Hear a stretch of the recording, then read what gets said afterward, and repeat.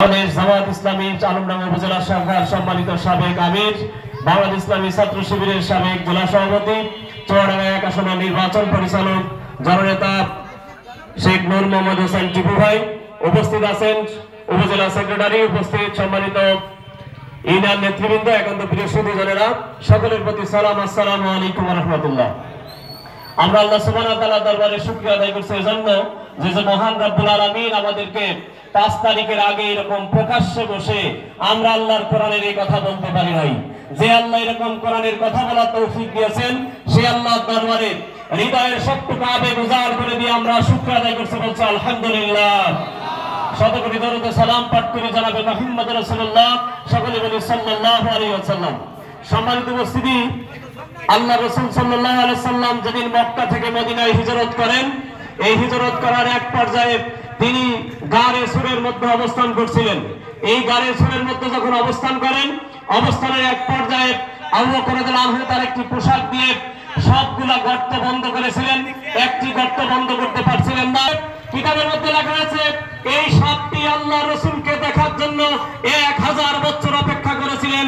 আজকের এই তাওহীদি জামাত থেকে বলতে চাই, আমরা 53 বছর বাবার শাসন দেখেছি, স্বামীর শাসন দেখেছি, আমরা বিভিন্ন চাচার শাসন দেখেছি, কোরআনের শাসন দেখিনি, রাসূলের শাসন দেখিনি।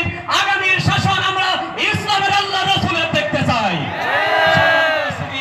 আমরা যারা এখানে উপস্থিত হয়েছি, আল্লাহ রাসূলের সেই শাসন দেখার একটা পরিকল্পনা নিয়ে বাংলাদেশ জামাত ইসলামী 1941 সালে দেশের কাজ শুরু করার মধ্য দিয়ে আজকের দেশে প্রমাণিত হয়েছে জামাত ইসলামী ক্ষমতায় যেতে পারেনি ঠিক, জামাত ইসলামী মন্ত্রী হতে পারেনি ঠিক, কিন্তু জামাত ইসলামী এমন নেতৃত্ব তৈরি করেছেন যে নেতৃত্বের কাছে পৃথিবীর সব সম্পদ উপেক্ষা করে আল্লাহর সাথে শাহাদাতের জন্য তামান্না পোষণ করে।